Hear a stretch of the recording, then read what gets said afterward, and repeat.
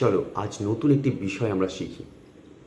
অনেক ছাত্রছাত্রী আমাকে ফোন করে জানিয়েছো যে স্যার, আমাদের নোটসে এবং পরীক্ষার সময় বিভিন্ন শর্ট ফর্ম আসে যার ফুল ফর্ম লিখতে হয়, এগুলি আমরা কিছুতেই মনে রাখতে পারছি না। এমন একটি ট্রিক্স বলুন যেটার মাধ্যমে আমরা সারা জীবন এটা মনে রাখতে পারি। হ্যাঁ, আজ একটি ট্রিক্সের কথাই বলবো, যেটি ফলো করলে তোমরা সারা জীবন এই ফুল ফর্ম মনে রাখতে পারবে। চলো তাহলে দেখে নিই। আমরা যে শর্ট ফর্মটা দেখছি পরীক্ষার হলে বা বিভিন্ন জায়গায়, ধরে নেওয়া যাক সিপিইউ। সিপিইউর ফুল ফর্ম কি? Central processing unit. তো এই সিপিইউর সেন্ট্রাল প্রসেসিং ইউনিট পুরোটা একবারে পড়বো না বা মুখস্থ করবো না। তাহলে কি করব? সি ফর সেন্ট্রাল এইটুকু পড়বো। তাহলে সি এর ফুল ফর্মটা কি? সেন্ট্রাল। পি এর ফুল ফর্মটা কি? প্রসেসিং। এবং ইউ এর ফুল ফর্ম ইউনিট।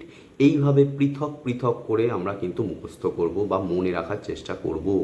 তাহলে দেখবে অনেক তাড়াতাড়ি হয়ে যাচ্ছে এবং সহজেই মনে পড়ছে, তোমাকে আলাদা করে মনে রাখতে হচ্ছে না বা মুখস্থ করতে হচ্ছে না। আবার ধরো ইউএনও, ইউনাইটেড নেশনস অর্গানাইজেশন। তাহলে ইউর জন্য ইউনাইটেড, এন এর জন্য নেশনস এবং ও এর জন্য অর্গানাইজেশন। এই জায়গাগুলো শুধু আমরা মাথায় রাখবো। ঠিক আছে? ধন্যবাদ।